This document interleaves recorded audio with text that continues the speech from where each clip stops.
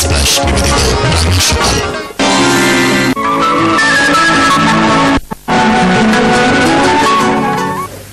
মাছরাঙা সংবাদ এবং একটি বিজ্ঞাপন বিরতির পর আমরা ফিরে এলাম মেরিল স্প্ল্যাশ রাঙা সকালের দ্বিতীয় ঘন্টায়। দ্বিতীয় ঘন্টাতে আমাদের সাথে রয়েছেন আরো একজন অতিথি, যিনি তার জীবন কর্ম দিয়ে রাঙিয়ে তুলেছেন তার আশপাশটা, এবং আমরা চাই তার সেই অনুপ্রেরণা দেওয়ার মতো যে জীবনের গল্পগুলো রয়েছে সেগুলো আপনাদেরকে অনুপ্রেরণা দিক এবং আমাদেরকেও উজ্জীবিত করুক। চলুন দর্শক, আমরা স্বাগত জানাই আমাদের অতিথিকে। তিনি হচ্ছেন সংগঠক মোহাম্মদ হুমায়ুন কবির। স্যার, শুভ সকাল। শুভ সকাল। আপনাকে শুভ সকাল, আমার দর্শক শ্রোতা সবাইকে শুভ সকাল। অদিতি বলছিল যে সংগঠক, এবং এই সংগঠক তো আসলে অবশ্যই সংগঠক, এবং সংগঠকের সাথে যে স্পেশালাইজেশনটা আমরা যুক্ত করবো বা বিশেষায়নটা যুক্ত করবো সেটা হচ্ছে মুক্তিযুদ্ধ চেতনার সংগঠন, এবং সেটার সংগঠক হচ্ছেন আপনি। এটা কিন্তু অনেক বড় একটা ব্যাপার। আমরা মুক্তিযোদ্ধার সন্তান এই নামে একটা সংগঠন বাংলাদেশে আছে, এবং সেটার মুখ্য ভূমিকায় আপনারা রয়েছেন। একটু স্যার জানতে চাই যে এই সংগঠনটার জন্মটা কিভাবে হলো, এবং একই সাথে এরকম একটা সংগঠন করার প্রয়োজন কেন অনুভব করলেন? আসলে মুক্তিযোদ্ধারা দেশ স্বাধীন করেছে। জাতির জনক বঙ্গবন্ধু শেখ মুজিবুর রহমানের ডাকে সাড়া দিয়ে আমার পিতা সহ সকল মুক্তিযোদ্ধারা 1971 সালে মহান মুক্তিযুদ্ধে ঝাঁপিয়ে পড়ে, এবং তারা আসলে কি বাঁচবে না মরবে সে চিন্তা করে তারা কিন্তু মুক্তিযুদ্ধে যায় নাই, এবং মুক্তিযুদ্ধে তারা গিয়েছে দেশকে রক্ষা করার জন্য, বাংলাদেশকে একটি পতাকা উপহার দেওয়ার জন্য, একটা মানচিত্র দেওয়ার জন্য জীবনের ঝুঁকি নিয়ে যুদ্ধ করেছে, এবং তারা দেশের শ্রেষ্ঠ সন্তান, সাহসী সন্তান, তাদেরই সন্তান আমরা। তো আমরা চিন্তা করলাম আর সেদিন বেশি দূরে নয় যখন একজন মুক্তিযুদ্ধ এদেশে বেঁচে থাকবে না, খুঁজে পাওয়া যাবে না, এবং তাদেরকে খুঁজেও পাওয়া যাবে না, এবং মুক্তিযুদ্ধ তৈরি হয় না, জন্ম দেওয়া যাবে না। সুতরাং তাদের পরবর্তী সময়ে মুক্তিযুদ্ধের চেতনাকে ধরে রাখতে হলে মুক্তিযোদ্ধার সন্তানদেরকে এগিয়ে আসতে হবে, এবং তাদেরকে এখন থেকে উপস্থিত হতে হবে।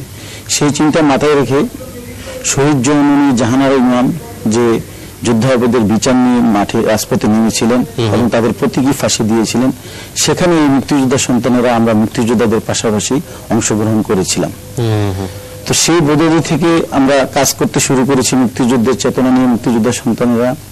পরবর্তী সময়ে 1996 সালে মুক্তিযুদ্ধের সরকার যখন রাষ্ট্রীয় ক্ষমতায় আসে, তখন মুক্তিযোদ্ধা সংসদের চেয়ারম্যান ছিলেন অধ্যক্ষ আব্দুল আহাদ চৌধুরী, এবং তখন ওই চেতনাকে ধারণ করে মুক্তিযোদ্ধা সংসদ কর্তৃক এই সংগঠনটি আসলে সংগঠিত হয়, এবং মুক্তিযোদ্ধারা আমরা ঐক্যবদ্ধ, সন্তানরা আমরা ঐক্যবদ্ধ হতে শুরু করি। একটি পর্যায়ে দেখা গেল যে মুক্তিযোদ্ধা সন্তানদের সরকার বা কেউ কিছু ইচ্ছা করে দেয় না, কারণ মুক্তিযুদ্ধ করেছি কিছু পাওয়ার জন্য, আমার বাবারা যুদ্ধ করে নাই, কিন্তু কিছু পাওয়ার জন্য যুদ্ধ করে নাই, কিন্তু তার জন্য যে কিছু পাবো না তাও না। এই দেশটা থেকে সবাই কিন্তু সুবিধা নিচ্ছে, কিন্তু মুক্তিযোদ্ধারা কিন্তু অবহেলিত, মুক্তিযোদ্ধা পরিবার অবহেলিত, এবং আজও অবহেলিত। তখন এই চিন্তা থেকে আমরা মনে করলাম যে মুক্তিযোদ্ধা সন্তানরা যদি আমরা ঐক্যবদ্ধ না হই, একসময় স্বাধীনতা বিরোধী চক্র আমাদেরকে আস্ফালন দেখিয়ে 71-এর পরাজিত শক্তিরা যেমনিভাবে জাতির জনক বঙ্গবন্ধুকে হত্যা করেছে, তেমনিভাবে মুক্তিযোদ্ধা পরিবারের উপর আঘাত করে মুক্তিযুদ্ধের চেতনাকে তারা ধ্বংস করতে পারে। তখন আমরা ঐক্যবদ্ধ হয়ে আমরা সুসংগঠিত হই, এবং আমরা দাবি দেওয়ার প্রতি আমাদের নিজের অধিকার আদায়ের জন্য আমরা সংগ্রামে নামি, এবং তারই ফলশ্রুতিতে আমরা প্রথমে আক্রমণ সরকারের কাছে দাবি জানাই। তখন জননেত্রী শেখ হাসিনা রাষ্ট্রীয় ক্ষমতায় ছিলেন, এবং তিনি অত্যন্ত উদার, বঙ্গবন্ধুর কন্যা বলেই কিন্তু এটা তার পক্ষে এটা চিন্তা করা সম্ভব হয়েছে। তিনি মুক্তিযোদ্ধাদের এবং মুক্তিযোদ্ধা পরিবারের প্রতি তার আন্তরিকতার কোনো অভাব নেই। তো আমরা জননেত্রী শেখ হাসিনার কাছে সংগঠনের মাধ্যমে যার দাবি জানলাম যে মুক্তিযোদ্ধা সন্তানদের আলাদা কোটা দিতে হবে। মুক্তিযোদ্ধা সন্তানদের 30% কোটা মুক্তিযোদ্ধাদেরকে দেওয়া হচ্ছে। এটা মুক্তিযোদ্ধারা, বিশেষ করে তখনকার যে চেয়ারম্যান ছিলেন অধ্যক্ষ আব্দুল হাজর, তিনি জননেত্রী শেখ হাসিনাকে বুঝালেন যে আসলে মুক্তিযোদ্ধারা 32 বছর বয়স কিন্তু পার হয়ে গেছে, এখন যে কোটাটা মুক্তিযোদ্ধাদের, এই কোটাটা কিন্তু সঠিকভাবে ব্যবহৃত হচ্ছে না। তো জননেত্রী শেখ হাসিনা মুক্তিযোদ্ধা সন্তানদের একটা কর্মসূচিতে তিনি মুক্তিযোদ্ধা সংসদে আসেন বৃত্তি প্রদান অনুষ্ঠানে। তো সেখানে আমরা মুক্তিযোদ্ধা সন্তানেরা অনেক উপস্থিত ছিলাম। তখন তিনি বললেন যে যেহেতু মুক্তিযোদ্ধার কোটাটা কাজ হচ্ছে না, এখন মুক্তিযোদ্ধার কোটাটা মুক্তিযোদ্ধার সন্তানদেরকে দেওয়া হোক। পরবর্তীতে ওনার এটা প্রজ্ঞাপন আকারে জারি হলো। পরে আমরা চিন্তা করলাম যে যদি কোটাটা মুক্তিযোদ্ধা সন্তানদেরকে দিল, কিন্তু এটা বাস্তবায়ন হচ্ছে না, এক বছর চলে গেছে কোনো বাস্তবায়ন, তখন আমরা একটা কঠোর অবস্থানে গেলাম। সংগঠনের মাধ্যমে আমরা বিভিন্ন জায়গায় দৌড় ছোটাছুটি করলাম এবং সবার কাছে গেলাম এবং এক পর্যায়ে আমরা দাবি করলাম যে মুক্তিযোদ্ধা সন্তানদের আলাদা কোটা দিতে হবে। তখন দেখা গেল তারা ইতিমধ্যে যে নিয়োগগুলো হয়েছে সেই নিয়োগগুলোর মধ্যে মুক্তিযোদ্ধা কোটা ফলো করে নাই। তখন তারা আলাদা সার্কুলার করে মুক্তিযোদ্ধা সন্তানদের নেওয়া শুরু করল। এই প্রক্রিয়াটা প্রথম শুরু হলো। পরবর্তী সময়ে আমরা দেখলাম যে মুক্তিযোদ্ধা সন্তানদেরকে নিয়োগ দেওয়া শুরু হলো, কিন্তু আমরা দেখলাম এই সরকার 5 বছরে তখন অনেক মুক্তিযোদ্ধা সন্তান চাকরি পেয়েছে, কিন্তু যেই সরকার পথ পরিবর্তন হলো, স্বাধীনতার বিপক্ষ শক্তি রাষ্ট্রীয় ক্ষমতা আসলো, তখন তারা প্রজ্ঞাপনটাকে পরিবর্তন করে তখন ছিল যে মুক্তিযোদ্ধা পাওয়া না গেলে মুক্তিযোদ্ধা সন্তানকে চাকরিতে নিয়োগ করা হবে এবং তারা এই কোটাটা সংরক্ষিত থাকবে। পরবর্তী সরকার এসে কি করলো, জামাত সমর্থিত সরকার ক্ষমতায় আসার পর তারা এই প্রজ্ঞাপনটাকে বাতিল করে দিল, দিয়ে বলল যে যদি মুক্তিযোদ্ধা সন্তান পাওয়া না যায় তাহলে জেনারেল কোটা থেকে সাধারণ ছাত্রছাত্রীদের কাছ থেকে এই কোটাটা পূরণ করা হবে। এটা একটা শুভঙ্করের ফাঁকি। এর মাধ্যমে এই 5 বছর বিগত সময়ে 5 বছরে কোনো মুক্তিযোদ্ধা সন্তানকে চাকরি দেওয়া হয়নি এবং তাদের সমর্থন করে তাদের মন্ত্রী, তাদের নেতা, বিশেষ করে একটি দলের নেতা কর্মীদেরকে মূলত মুক্তিযোদ্ধা কোটায় চাকরি দেওয়া হয়েছে, শিক্ষা প্রতিষ্ঠানে ভর্তির সুযোগ দেওয়া হয়েছে এবং ভালো ভালো জায়গায় সুযোগ সুবিধাগুলো তারাই নিজস্ব। এবং আপনাদের সংগঠন সবসময় আপনাদের জায়গাটা থেকে এটার প্রতিবাদ বা আন্দোলন সেটা করে এসছে। আমরা ডিটেল জানবো আপনার কাছ থেকে আরো, তবে তার আগে আমরা একটু আপনার প্রোফাইলটা আমাদের দর্শকদের জানিয়ে দিতে চাই। অদিতি, অবশ্যই মুক্তিযুদ্ধের চেতনা বাস্তবায়নে নিবেদিত প্রাণকর্মী মোহাম্মদ হুমায়ুন কবির আমাদের আজকের দ্বিতীয় ঘন্টার অতিথি। মুক্তিযুদ্ধের আদর্শকে ধারণ করে গঠন করেছেন মুক্তিযুদ্ধ ভিত্তিক সংগঠন আমরা মুক্তিযোদ্ধার সন্তান এবং মুক্তিযোদ্ধার সন্তান ও প্রজন্ম ঐক্য মঞ্চ। মুক্তিযোদ্ধার সন্তানদের প্রতিনিধিত্বকারী এই দুইটি সংগঠনের কেন্দ্রীয় কমিটির সভাপতি হিসেবে দায়িত্ব পালন করছেন তিনি। আমরা মুক্তিযোদ্ধার সন্তান সংগঠনটির উদ্যোগে প্রথম মুক্তিযোদ্ধা সন্তানদের জন্য চাকরি ক্ষেত্রে অগ্রাধিকার ভিত্তিক মুক্তিযোদ্ধা সন্তান কোটা প্রথা প্রবর্তনের আন্দোলন শুরু করেন। পরবর্তী সময়ে আন্দোলন করে মুক্তিযোদ্ধাদের ভাতা বৃদ্ধির জন্য, এছাড়া দেশে যুদ্ধাপরাধী দলের নিবন্ধন বাতিল সহ নিবন্ধন না দেওয়ার দাবিতে প্রথম জোরালো আপত্তি উত্থাপন করে এবং মামলা দায়ের করে এই সংগঠন। মুক্তিযোদ্ধাদের সরকারি সুযোগ সুবিধাদি পেতে পরামর্শ ও সুপারিশ সহ সার্বিক সহায়তা করে থাকে সংগঠন। চলুন দর্শক, আমরা আমাদের অতিথির কাছে ফিরে যাই এবং তার জীবনের গল্পগুলো শুনি। স্যার, আমরা অবশ্যই আপনার এই সংগঠনটি সম্পর্কে আরো বিস্তারিত জানবো, তবে তার আগে একজন ব্যক্তি মানুষ হিসেবে আপনার পরিচয়টি তুলে ধরতে চাই আমাদের দর্শকদের সামনে। একদম ছোটবেলা থেকে শুরু করি। ছোটবেলা কোথায় কেটেছে? আমি ছোটবেলা আমার পিতার পৈতৃক চাকরির নিবাস ছিল সিলেটে। তিনি চাকরির শুরুতেই সিলেটে তার প্রথম পোস্টিং হয়। তো সেখানে আমাদের মা বাবা, আমার তখন জন্ম হয় না, আমার মা বাবা ওখানে থাকতেন সিলেটে। তো তখন মুক্তিযুদ্ধের ঠিক আগে তখন এরপরে আমরা সিলেটে যখন জন্মগ্রহণ করি, আমার 2 ভাই, বড় ভাই, আমার বড় ভাই কুমিল্লাতে জন্মগ্রহণ করেছে, দেবিদ্দার পদ্মকুট গ্রাম আমাদের। তো আমার নানার বাড়িতে মূলত আমরা বড় হয়েছি। তো আমার বড় ভাই কুমিল্লা জেলার দেবিদ্দা থানা ঐতিহ্যবাহী গ্রাম এলাহাবাদ, সেই গ্রামে আমার বড় ভাই জন্মগ্রহণ করে। তারপরে আমার বাবার যখন চাকরি হয় তখন আমরা চলে যাই সিলেটে, আমার মা বাবা চলে যায়। তো সেখানে আমার মূলত জন্ম হয়েছে। জন্মের ঠিক 1.5 বছরের মাথায় মুক্তিযুদ্ধ যখন শুরু হয়, তখন আমার পিতা যুদ্ধে যাবে। তো আমার আম্মা বলেছে যে আমিও যাব যুদ্ধে। আমার বাবাকে বলেছে আমার বাবা যদি যুদ্ধে যায় আমার মাও যুদ্ধে যাবে, কিন্তু আমার বাবা বলছেন না, আমি যুদ্ধে যাই, আমার সন্তানদেরকে নিয়ে তুমি গ্রামের বাড়িতে চলে যাও। তখন আমার বাবা গ্রামের বাড়িতে আসার জন্য রওনা হলেন। তো প্রতিদিন হাঁটতে হাঁটতে একদিন চলে গেল, 2 দিন চলে গেল। রাস্তায় অনেক প্রবলেম হয় আসতে, কারণ আমার আব্বা ইপিআরে ছিল, ইপিআর থাকার কারণে। ইপিআর মানে ইস্ট পাকিস্তান রাইফেলস। আচ্ছা, আমরা এই গল্পটাতেই ফিরবো, বিরতির একটা ছোট্ট সময় হয়ে গেছে। দর্শক, একটু পরে ফিরে আসছি, সাথেই থাকবেন আশা করছি।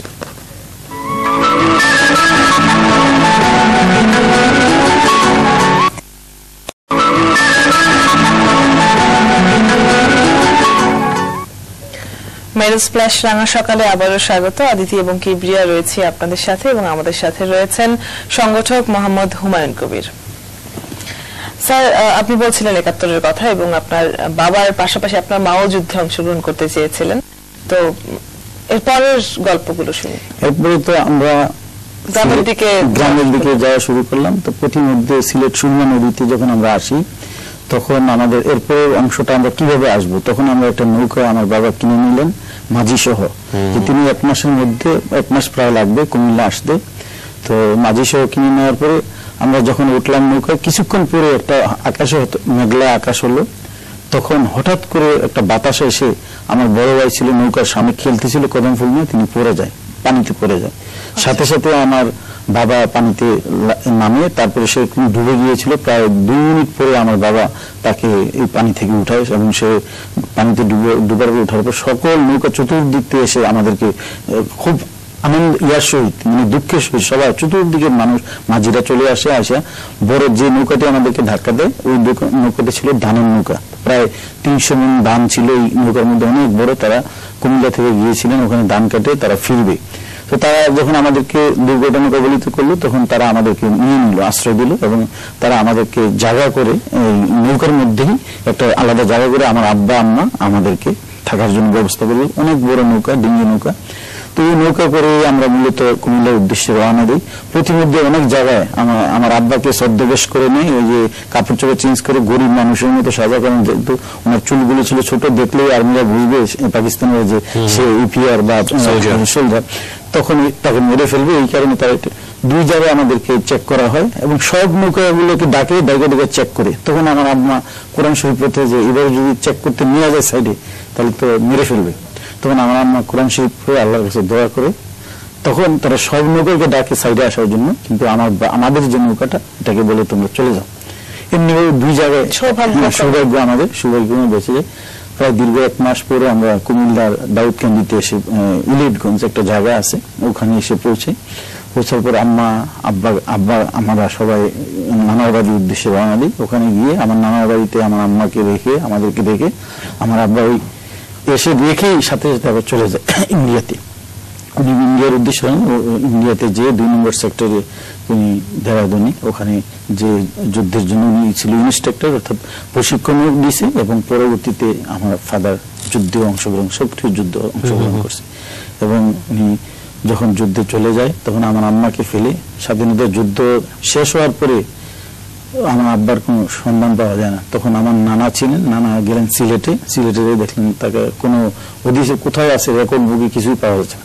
তখন ওখান থেকে একজন বললো যে সে ঢাকাতে আসছে। ঢাকাতে আসলো 1 মাস ঘুরে, উনি যুদ্ধের 1 মাস পরে ওনাকে আর কেউ কোনো তথ্য দিতে না, পরে বললো যে উনি মারা গিয়েছেন। তো বাড়িতে গেছে, সবাই বলছে যে সে আর বাঁচা নেই, যুদ্ধে মারা গেছে। তো আমার আম্মা তো মনে করছে, যুদ্ধের 2 মাস পরে হঠাৎ করে একদিন চাই আমার আব্বা হাজির হলেন। তো সবাই আনন্দিত হইল এবং এত আনন্দ, মানে আমার মা বাবা 2 মাস পরে।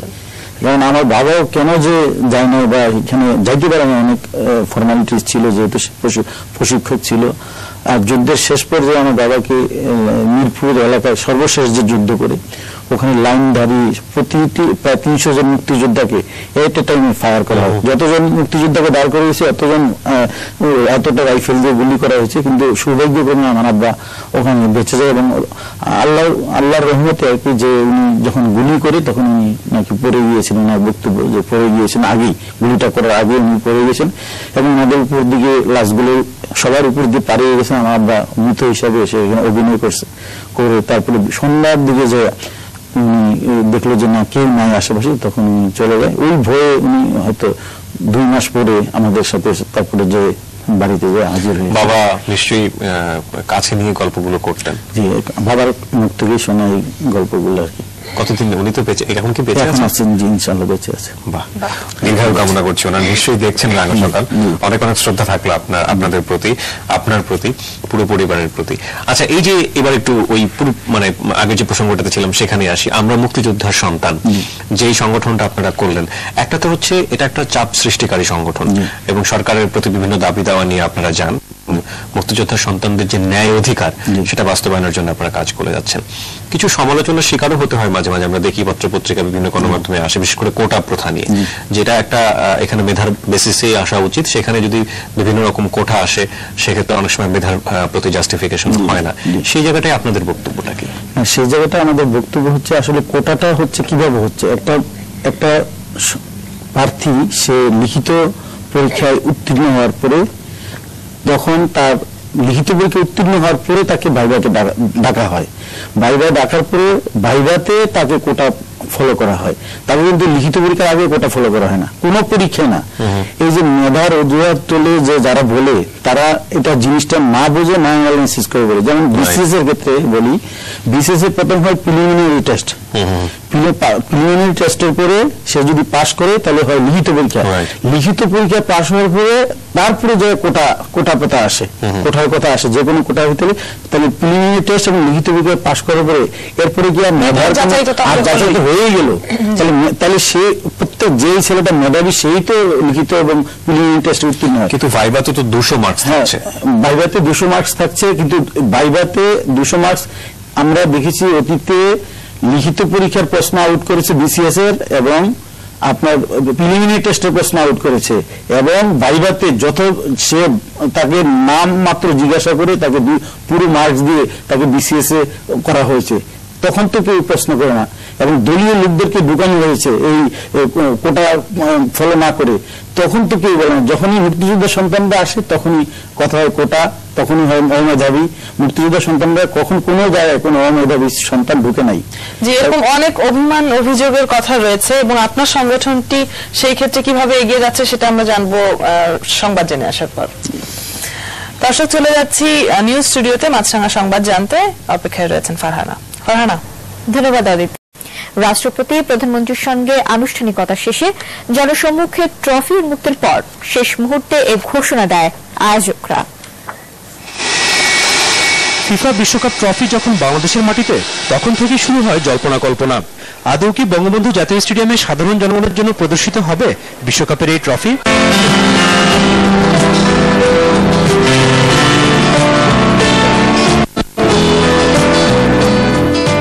সফরের প্রথম দিনে বিশ্বকাপ ট্রফির পরবর্তী গন্তব্য ছিল গণভবন।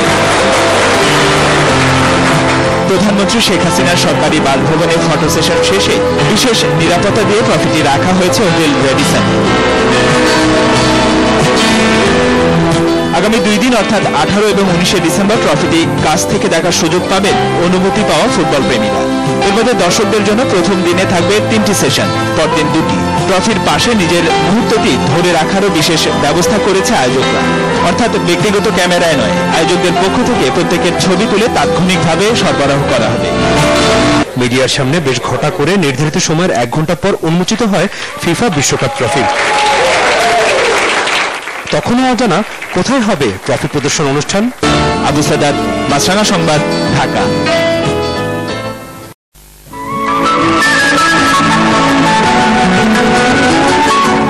দর্শক, বিরতির পর আমরা আবারও ফিরে এসেছি মেরুল স্প্ল্যাশ রাঙা সকালে, এবং আমাদের সঙ্গে রয়েছেন মুক্তিযুদ্ধের চেতনা বাস্তবায়নে নিবেদিত প্রাণ কর্মী আমরা বলতে পারি মোহাম্মদ হুমায়ুন কবির।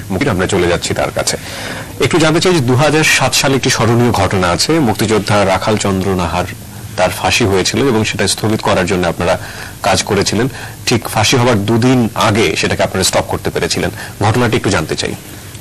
ধন্যবাদ। একটি ভালো বিষয় আপনি আমার কাছ থেকে জানতে চেয়েছেন। এটা আসলে আমারও বলার খুব ইচ্ছে।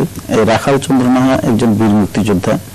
2007 সালে 3রা এপ্রিল বিকেলবেলা, বৃহস্পতিবার ছিল, একজন বিশিষ্ট মুক্তিযোদ্ধা, ওনার নাম হচ্ছে শফিকুল বাহার মজুমদার টিপু সাহেব, উনি বললেন আমাকে ফোন করে যে একজন মুক্তিযোদ্ধার ফাঁসি হবে, এখন আমি তো তোমাকে ছাড়া আর দেখতেছি না কেউ এটা ব্যাপারে পদক্ষেপ নেওয়ার জন্য, তুমি দেখো যদি পারো। ওনার বাড়ি হচ্ছে কুমিল্লা দেবিদ্বার।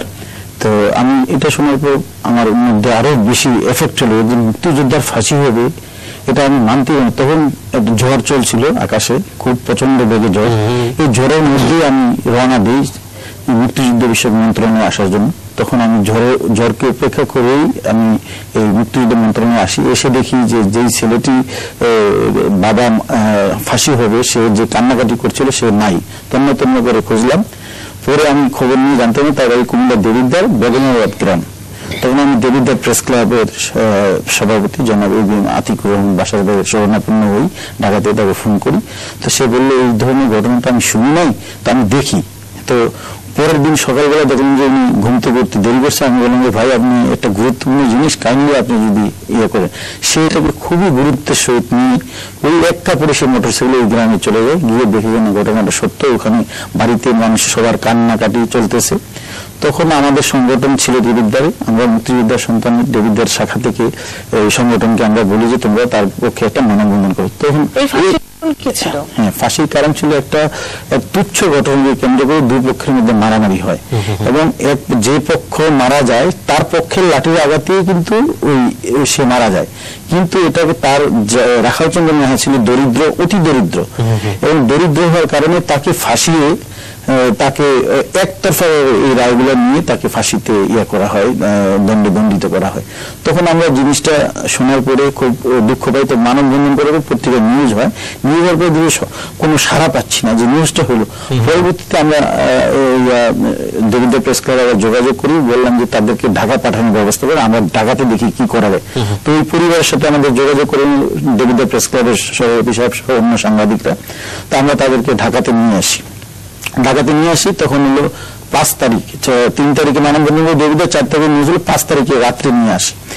ঢাকাতে নিয়ে এসে তাদের হোটেলে রাখি, রেখে আমরা সব প্লেকার্ড সব যখন জরুরি অবস্থা, তখন আমি যাদের কাছে কৃতজ্ঞ, আমাদের সংগঠনের প্রেসিডেন্ট সদস্য হাজী মোহাম্মদ আমদাদুল হক, জাহিদুল ইসলাম মোল্লা, আমিনুল ইসলাম রিপন, সৈয়দ আশরাফুল ইসলাম নয়ন, সংগঠনের সাধারণ সম্পাদক, তারা স্বতঃস্ফূর্তভাবে ওই দিন চলে আসে প্রেস ক্লাবে। আসার পর সাংবাদিকরা আমাদেরকে দাঁড়াইতে দেয় না, পুলিশ আমাদেরকে দাঁড়াইতে দেয় না। তখন ইতিমধ্যে সাংবাদিকরা আমাদেরকে যথেষ্ট সহযোগিতা করে, তাদের কাছে আমরা কৃতজ্ঞ। সাংবাদিকরা বন্ধুরা আসলো ক্যামেরা নিয়ে, তখন পুলিশকে তাদের সাথে তর্ক বিতর্ক করলো, আপনারা কেন তাদেরকে দাঁড়াইতে দেন না। পুলিশ বললো আমাদেরকে দাঁড়াইতে দিবে না, জরুরি অবস্থা।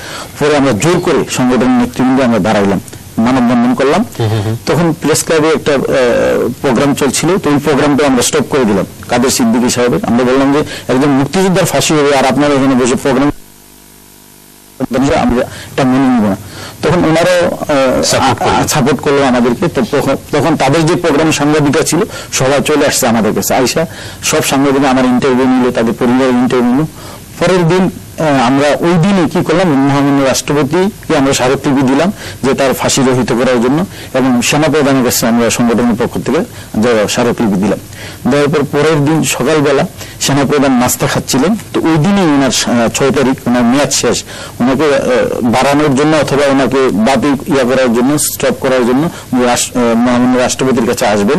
তিনি রাস্তা খাওয়ার সময় পত্রিকা দেখলেন, ওনার বক্তব্য হচ্ছে উনি একটি জনকণ্ঠ সহ আর কয়েকটি পত্রিকা উনি দেখেছেন, উনি বলেছেন, দেখে উনি ভিতরে স্বাধীনতার 37 বছর, তখন 37 বছর ছিল, স্বাধীনতা 37 বছর পরে একজন রাজাকারের ফাঁসি হবে না, একজন মুক্তিযোদ্ধার ফাঁসি হবে, উনি এটা মানতে পারেন নাই। তখন উনি মহামান্য রাষ্ট্রপতিকে ওই দিন সকালবেলা এসে প্রথমে বলছেন যে একজন মুক্তিযোদ্ধার ফাঁসি হতে পারে না।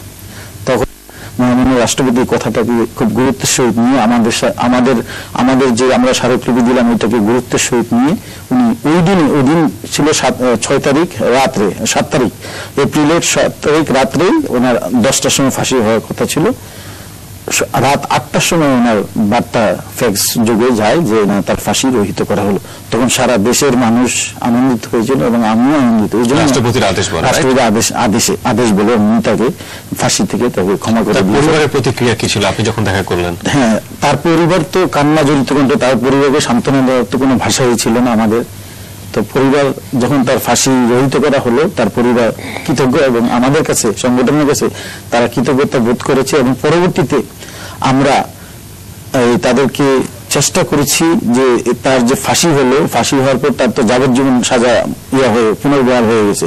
ফাঁসিটা যখন হইতো সে যাবজ্জীবনে চলে যায়। তো আমরা চেয়েছিলাম যে যাবজ্জীবনটা কমিয়ে আনার জন্য বা তাকে মওকুফ করা যায়নি, তো রাষ্ট্রের পক্ষ থেকে আমরা কোনো সাড়া পাইনি। আমরা এরপরে চেষ্টা করছি আইনি প্রক্রিয়ার মাধ্যমে, কিন্তু রায়টা হয়েছিল একতরফা, কারণ তার কোনো অর্থ ছিল না, কোনো উকিলকে পয়সা দিতে পারেনি, কাউকে কিছু দিতে পারেনি, না দেওয়ার কারণেই মূলত তার এই রায়টা তার একতরফা হয়ে যায়, না কিন্তু তার মৃত্যুদণ্ড হতো না। তো একজন মুক্তিযোদ্ধাকে আসলে ফাঁসি থেকে মকুব করতে পেরে আমরা খুবই আনন্দিত এবং বিশিষ্ট সাংবাদিক শাহরিয়ার কবির সাহেব এটা নিয়ে একটা নিবন্ধন লিখেছেন এবং তিনি সম্পাদকীয় বেশ কয়েকটা পত্রিকায় আমাদেরকে উল্লেখ করে যে এই সংগঠনের যে ভূমিকা রয়েছে উনি কিন্তু পত্রিকায় সম্পাদকীয় লিখেছিলেন এবং আমরা খুবই আনন্দিত এই জন্য যে আমার পিতা সেদিন যেদিন ওনার ফাঁসি মকুব হয় আমার পিতা সেদিন বাইপাস অপারেশন ডেট ছিল। তা আমার পিতা বলেছেন আমাকে যে আমি যেহেতু মুক্তিযোদ্ধা তুমি আগে মুক্তিযোদ্ধার জীবন বাঁচাও তারপরে আমার বাইপাস হবে। তা আমার পিতা যেদিন 12টায় ভর্তি হওয়ার কথা ছিল লেবেডে উনি ভর্তি হয়েছেন সন্ধ্যার দিকে। আমরা কাজ শেষ করে স্মারকলিপি কমপ্লিট করে তারপরে আমার বাবাকে লেবেডে নিয়ে ভর্তি হই। আমার আবার ফাদারের অবস্থা খুবই খারাপ ছিল, বাইপাস ব্লক ছিল 3টা সিরিয়াস মেজর ব্লক ছিল। তো আল্লাহর রহমতে ডাক্তার 4 দিন পর্যন্ত আমাদের কোনো মেসেজ দেয় নেই ল্যাবেডে, তো আল্লাহর রহমতে সে বেঁচে যায় এবং এখনো সে আল্লাহর রহমতে অনেক সুস্থ আছে এবং আমি মনে করি যে একজন মুক্তিযোদ্ধাকে জন্য করার কারণে আল্লাহ আমার বাবাকে এই ভালো রেখে। চমৎকার সত্যি। এবং আপনার সংগঠনটি এভাবেই মুক্তিযুদ্ধের পক্ষে কাজ করে যাচ্ছে, আন্দোলন চালিয়ে যাচ্ছে। আরেকটি বড় বিষয় হচ্ছে যুদ্ধাপরাধীদের দলের যে নিবন্ধন, সে নিবন্ধন বাতিল এবং নতুন করে নিবন্ধন না দেয়া, এই বিষয়টি নিয়ে আমরা বিস্তারিত জানবো একটি বিরতি থেকে ফিরে। দর্শক, একটি বিরতিতে যাচ্ছি, সাথেই থাকুন, ফিরবো একটু পরেই।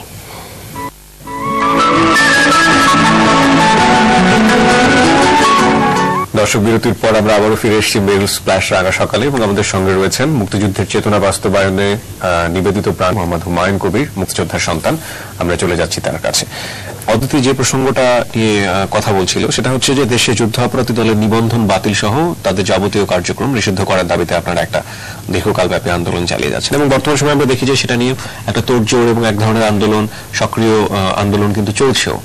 আপনাদের ভূমিকাটা কি এবং আপনারা আসলে কি চান? জামাতের নিবন্ধন বাতিলের জন্য আমরা দীর্ঘদিন ধরেই মূলত রাজপথে কাজ করে যাচ্ছি। তো 2007 সালে 2008 সালে আপনার যখন নির্বাচনের আগে পত্রিকায় বিজ্ঞাপন দেওয়া হয় জামাতের নিবন্ধন দেওয়া হবে, কোনো আপত্তি থাকলে জানানোর জন্য। তখন তারা কি করলো, কোনো পত্রিকায় অ্যাড না দিয়ে শুধু ইনকিলাবে ছোট্ট করে একটা বিজ্ঞপ্তি দিয়েছে। আচ্ছা, তারপরে 9টি সংগঠন আবেদন করেছে যে আমাদের নিবন্ধন বাতিলের পক্ষে আমরা শুনানি করব। আমাদের সংগঠনটি ছিল 1 নম্বরে, আমরা মুক্তিযোদ্ধা সন্তান। আমরা নিবন্ধন বাতিলের জন্য আপত্তি জানিয়ে আমাদেরকে নির্বাচন কমিশনে ডাকা হয়। আমরা ব্যারিস্টার তানিয়া আমির আপা, যিনি আমাদের অত্যন্ত প্রিয় মুক্তিযোদ্ধা সন্তান, তার উনি সহ আমরা আপত্তি জানাতে যাই এবং ওখানে আমিও বক্তব্য রাখি যে কেন জামাতের নিবন্ধন আমাদের তাদের সংবিধানের সাথে, আমাদের বাংলাদেশের সংবিধানের সাথে জামাতের নিবন্ধন যে সাংঘর্ষিক, এই বিষয়গুলি আমরা পুঙ্খানুপুঙ্খভাবে তুলে ধরি এবং আমরা বোঝাতে সক্ষম হই এই কারণগুলোতে 90C এর যে ধারা উপধারাগুলো আছে সবগুলোর কারণেই এই জামাতের নিবন্ধন দেওয়া যায় না। আচ্ছা, তখন তারা আমাদের এই যুক্তিতর্ক উপেক্ষা করেও তারা তাদেরকে নিবন্ধন দিয়েছেন এবং আমরা তখন বলেছি যে জামাতের নিবন্ধন যদি দেওয়া হয় আমরা আদালতে যাব।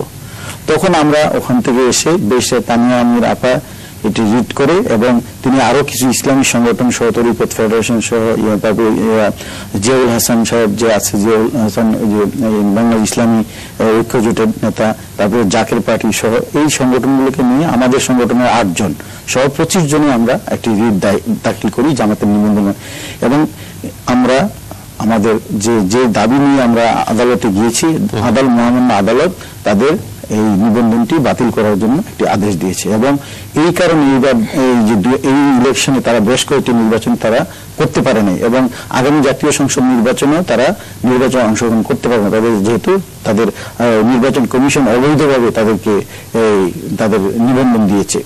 এখন আমরা যে জিনিসটি চাচ্ছি, জামাতের নিবন্ধন বাতিল করলে চলবে না। আজকে দেশে যেভাবে তারা অরাজকতা সৃষ্টি করছে, ঠিক 71-এ যেমনিভাবে আমাদের দেশের উপরে স্বাধীনতা বিরোধীরা আক্রমণ করেছে, পাকিস্তানের আক্রমণ, ঠিক পাকিস্তানি কায়দায় কিন্তু আজকে তারা এই বাংলাদেশে অগ্নিসংযোগ সহ মানুষ পুড়িয়ে মারা এবং রাস্তা কেটে ফেলা, গাছ কেটে ফেলা, এই যে ঠিক 71-এর যে ভূমিকা ছিল এই স্বাধীনতা বিরোধী, ঠিক আজকে এই স্বাধীনতার 42 বছরে এসেও কিন্তু তারা সেই ভূমিকায় অবতীর্ণ হয়েছে। সুতরাং এটি একটি আদালত যখন রায় দিয়েছে জামাতের বিশেষ করে যুদ্ধাপরাধের বিচারে, সেই রায়ে কিন্তু উল্লেখ করা আছে জামাতে ইসলামী একটি সন্ত্রাসী সংগঠন। এই কথাটি কিন্তু তাদের রায়ে অবজারভেশনে তারা রেখেছে। সুতরাং এটাকে বেসিস করে যুদ্ধাপরাধ ট্রাইব্যুনালের রায়কে বেসিস করে অথবা অন্য কোনো আইন করে জামাতের রাজনীতি চিরতরে এদেশ থেকে নিষিদ্ধ করা হয়েছে, কারণ এটা কোন রাজনৈতিক দল নয়, এটা একটি সন্ত্রাসী সংগঠন। সুতরাং সন্ত্রাসী সংগঠন হিসেবে জামাতকে রাজনীতি থেকে বিরত রাখতে হবে এবং এদেশের দাবি উঠেছে তরুণ সমাজ, যুব সমাজ এবং আমরা মুক্তিযোদ্ধা সন্তানেরা এবং মুক্তিযোদ্ধারা সবাই কিন্তু আমরা চাই যে এই জামাতের নিবন্ধন বাতিল হোক। আর জামাতের নিবন্ধন বাতিল না হলে এই সংগঠনটি সশস্ত্র সংগঠন হিসেবে আরো বেশি ভূমিকা রাখবে বাংলাদেশে। এবং আপনারা দেখেছেন জামাতের যে প্রতিষ্ঠাতা পাকিস্তানের যে মওদুদি, তার ছেলে বাংলাদেশে এসে বলেছে এই সংগঠনটি রাজনীতি করে কিভাবে বাংলাদেশে, এই সংগঠন রাজনীতি করার অধিকার নাই। এবং তাদের মওদুদি সাহেবের ছেলে 9 ছেলে একজনও জামাতের রাজনীতির সাথে সক্রিয় না। এবং বাংলাদেশে যারা জামাত ইসলামীর নেতা আছে তাদের কোনো সন্তানকে তারা জামাতের সদস্য রাখে নাই, তাদের ছেলেদেরকে দেশের বাইরে লেখাপড়া করাচ্ছে। আজকে গ্রামের দরিদ্র মানুষের সন্তানকে জামাতের সদস্য করে তার হাতে অস্ত্র তুলে দিচ্ছে, বোমা তুলে দিচ্ছে, গ্রেনেড তুলে দিচ্ছে, মানুষকে আক্রমণ করছে, কিন্তু তাদের সন্তানদের কিন্তু তারা এই রাজনীতিতে আনে নাই। তো সুতরাং এটাকে বুঝতে হবে যে তাদের উদ্দেশ্য কি। তাদের উদ্দেশ্য একটাই, তারা যুদ্ধাপরাধীকে বাঁচাতে হবে। তো বাঁচাতে তারা যতটুকু চেষ্টা করে তারা করবে এবং করে যাচ্ছে, কারণ তারা জামাতের কাছে ঋণী। এই দরিদ্র সন্তানগুলা তাদের পরিবারের ভরণ পোষণ, ব্যারিস্টারি পড়তে হলে তারা টাকা দেয়, পরিবারকে আহত হলে টাকা দেয়, নিহত হলে টাকা দেয়, পরিবারকে বাঁচিয়ে রাখে। এই ধরনের অর্থনৈতিক সাপোর্ট দিয়ে কিন্তু এই গরিব মানুষকে তারা জামাতের সক্রিয় সদস্য হিসাবে তারা তৈরি করেছে। এবং এর বিরুদ্ধে আসলে আমাদের প্রতিরোধ গড়ে তুলতে, শুধু প্রতিরোধ নয়, তাদের সমূলে উৎপাদন করতে হবে, না হলে এদেশের স্বাধীনতা সার্বভৌমত্ব মানে বিচ্ছিন্ন হয়ে যাবে। এবং আমরা যে জন্য মুক্তিযুদ্ধের চেতনা বাস্তবায়নের জন্য আমরা কাজ করছি, আমাদের চেতনাকে আবার ধ্বংস করা হবে। চেতনার জায়গাটা থেকে তো অবশ্যই কাজ করার আছে। অদিতি প্রশ্ন করবে, তার সাথে আমিও একটু যোগ করতে চাই। সেটা হচ্ছে যে একটা হচ্ছে চাপ সৃষ্টি করার কাজ, আর একটা হচ্ছে ডিরেক্টলি সাপোর্ট দেয়া। আমরা কিন্তু এরকম দেখি যে এই বিজয়ের মাসে মুক্তিযোদ্ধাদের নিয়ে অনেক আলোচনা হচ্ছে, অনেক জায়গায় তাদের কথা আমরা শুনতে পাচ্ছি। এরকম অনেক মুক্তিযোদ্ধা এখনো পাওয়া যায়, যেমন আপনি বলছিলেন একটু আগে যে আর কিছুদিন পরে হয়তো মুক্তিযোদ্ধাদের বয়সের কারণে খুঁজে পাবো না আমরা, কিন্তু এরকম মুক্তিযোদ্ধা আমরা এখনো পাই যারা হয়তো অনাহারে আছেন, যারা তাদের সন্তানের ভরণ পোষণ করতে পারেন না। আপনার সংগঠন থেকে কি এইরকম কোনো দায়িত্ব পালন করার চেষ্টা করা হচ্ছে যে ডিরেক্টলি তাদেরকে কোনো না কোনো ভাবে সাপোর্ট করা? শুধুমাত্র তাদের কথা রাষ্ট্রের কাছে বললেই যে সমস্যার সমাধান হয়ে যাবে, ব্যাপারটা তো এরকম না। আপনারা ডিরেক্টলি কোনো কিছু করছেন কিনা? আমরা ডিরেক্টলি আসলে আমাদের অর্থনৈতিক সীমাবদ্ধ আছে সংগঠনের, আসলে আমাদের সংগঠনের চালাতে যে আমাদের অর্থনৈতিক সীমাবদ্ধ আছে। সংগঠন আমাদের নিজস্ব এখনো আমরা ওইভাবে ফান্ড করে করতে পারিনি। তারপরে আমরা বলে যে ইবাদত তো আছে 3 ধরনের, শারীরিক, মানসিক এবং আর্থিক। তো ইবাদতের মতোই আমরা কিন্তু কিছু কিছু শারীরিকভাবে মানসিকভাবে পরিশ্রম করে আমি কিছু করছি। যেমন কিছুদিন আগে 1/11 কথা বলে কফিলউদ্দিন নামে এক বিশিষ্ট মুক্তিযোদ্ধা, বাড়ি হচ্ছে কুড়িগ্রাম পত্তন্দ অঞ্চলে। তো তিনি রংপুর মেডিকেলে মানবতর জীবন যাপন করছেন এবং রংপুর মেডিকেলে চিকিৎসার অভাবে তিনি মারা যাচ্ছেন। তখন আমরা যখন পত্রিকা দেখতে পেলাম, এই কফিলউদ্দিন সাহেবকে আমরা ঢাকাতে নিয়ে আসি। ওখানে সেনাবাহিনী সহ ওখানে স্থানীয় সাংবাদিকদের সাথে যোগাযোগ করে ডিসি সাহেবের সাথে যোগাযোগ ঢাকা এনে আমরা তাকে একটা হাসপাতালে ভর্তি, কিডনি হাসপাতালে ভর্তি করাই এবং পত্রিকায় আমরা বিজ্ঞপ্তি দিয়ে নিজেরা দৌড়াদৌড়ি করে পত্রিকায় বিজ্ঞপ্তি দিয়ে তাকে মানবিক সাহায্যের আবেদন জানিয়ে যারা যারা মানবিক সাহায্যের আবেদন করবে পত্রিকা দেওয়ার পরে তারা আহ্বান করেছে, ফোন নাম্বারটি দিয়েছি ওই পরিবারেরই। আচ্ছা। এবং ওই পরিবারকে ওখানে পাঠিয়েছি যারা ফোন করেছে, যে আপনি যান ওখানে গেলে টাকা দেবে। এমনিভাবে তাকে আমরা প্রায় তখনকার সময় 40 থেকে 50 হাজার টাকা আমরা তাকে তুলে দিয়েছি। তখন সেই মুক্তিযোদ্ধা বলে আমি চিকিৎসা করবো না, আমি এই টাকা দিয়ে আমার মেয়ের বিয়ে দিব। এবং উনি বললো যে আমি এই মেয়ের বিয়ে দিব। তখন উনি চিকিৎসা না করে বাড়িতে চলে যায় এবং আমরা খুব কষ্ট পাই। একজন মুক্তিযোদ্ধা মানে ভিক্ষা করে খুব কষ্ট লাগে।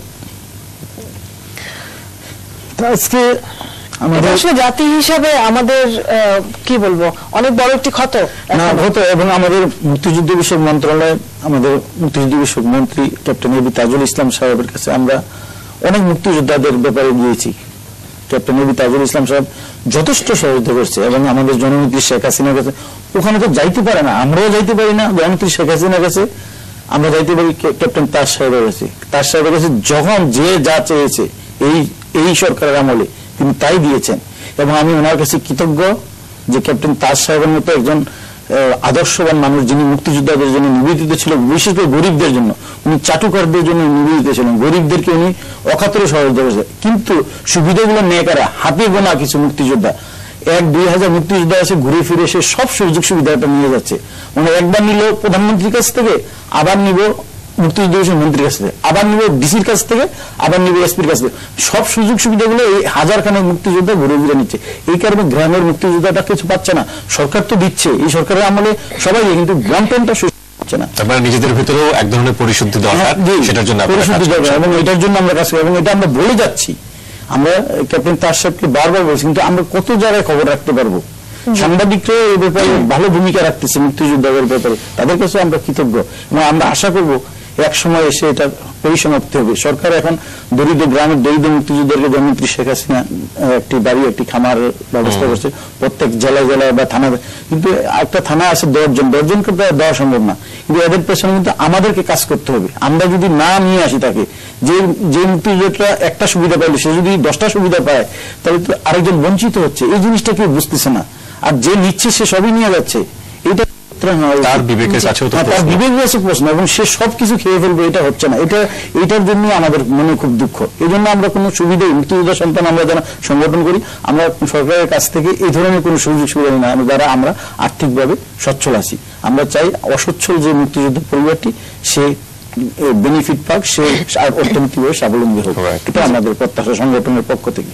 জি, এই যে আপনি একজন মুক্তিযোদ্ধা সন্তান এবং আপনার যে সংগঠন সেখানে রয়েছেন মুক্তিযোদ্ধা সন্তানেরা, তো তাদের একটি আবেগের জায়গা তো অবশ্যই রয়েছে, এটা খুব স্বাভাবিক। কিন্তু 2013-তে এসে বলতে চাই, আপনাদের কণ্ঠে কণ্ঠ মিলিয়ে এখন যে তরুণদের মধ্যে নবজাগরণ হয়েছে, যে গণজাগরণের সৃষ্টি হয়েছে, সেটা সম্পর্কে একটা সার্বিক মূল্যায়ন যদি আপনাকে করতে বলি একদম ছোট্ট করে, কারণ আমরা অনুষ্ঠানে শেষ। আপনি কিছুদিন আগে দেখেছেন আমাদের স্বাধীনতার যে স্তম্ভ যেখানে পাকিস্তানের আত্মসমর্পণ করেছে সোহরাওয়ার্দী উদ্যান, সেই উদ্যানে যোদ্ধা অপরাধীরা বলেছে তাদেরকে প্লে কার্ড প্রদর্শন করে যে তাদেরকে ছেড়ে দিতে হবে। আমরা খুব মর্মাহত হয়েছি। এই সোহরাওয়ার্দী উদ্যানের মতো জায়গায় তারা অপবিত্র করে ফেললো, যোদ্ধাবাদী ছেড়ে দিতে হবে প্রকাশ্য বক্তব্য দিয়ে। তখন আমরা তারা বক্তব্য দেওয়ার 3 দিনের মাথায় আমরা নিজের শরীরে রক্ত দিয়ে, মুক্তিযোদ্ধা সন্তানেরা আমার শরীরে রক্ত আমরা দিয়েছি, দিয়ে এই স্মৃতিসৌধকে ধুয়ে পবিত্র করেছি এবং আমরা চাই না কোনো স্বাধীনতা বিরোধী শক্তি, কোন যোদ্ধাপরাধী যারা আটক আছে, যাদের রায় ঘোষণা করা হয়েছে, তাদেরকে বলুক যে তাদেরকে ছেড়ে দেন। এই যে পাকিস্তানের আজকে যে পার্লামেন্টে যে কথাটা বলেছে, এটা অত্যন্ত দুঃখজনক, আপত্তিকর। শুধু না, সেটার জন্য প্রতিবাদও জানানো হয়। হ্যাঁ, আমরা বাংলাদেশের প্রতিবাদ জানাচ্ছি, আমিও ব্যক্তিগত আমার সংগঠনের পক্ষ থেকে। এখন এই শুধু সংগঠন থেকে না, আমরা জাতি হিসেবে প্রতিবাদ জানাচ্ছি এবং তীব্র নিন্দা করছি। স্যার, আপনাকে অনেক ধন্যবাদ। আপনারা যে মুক্তিযুদ্ধের চেতনাকে সামনে এগিয়ে নিয়ে যাচ্ছেন, আশা করছি আপনাদের সকল কার্যক্রম সফল হবে। অনেক ধন্যবাদ। আপনাদেরকে ধন্যবাদ, মাছরাঙ্গা টিভিকেও ধন্যবাদ। আমার মুক্তিযোদ্ধা সন্তান, বীর মুক্তিযোদ্ধা শহীদ সন্তান এই বিজয় মাসে সকলকে ধন্যবাদ জানাচ্ছি। দর্শক, মুক্তিযোদ্ধা সন্তানেরা শুধু নয়, মুক্তিযুদ্ধের পরবর্তী প্রজন্মের দায়িত্ব দেশটাকে সামনে এগিয়ে নিয়ে যাবার। আমরা যদি না জাগি মা, কেমনে সকাল হবে? আগামীকালকে রাঙা সকাল দেখার আমন্ত্রণ জানিয়ে আজ এখানেই বিদায় নিচ্ছি। ভালো থাকবেন সবাই। শুভ সকাল। শুভ সকাল।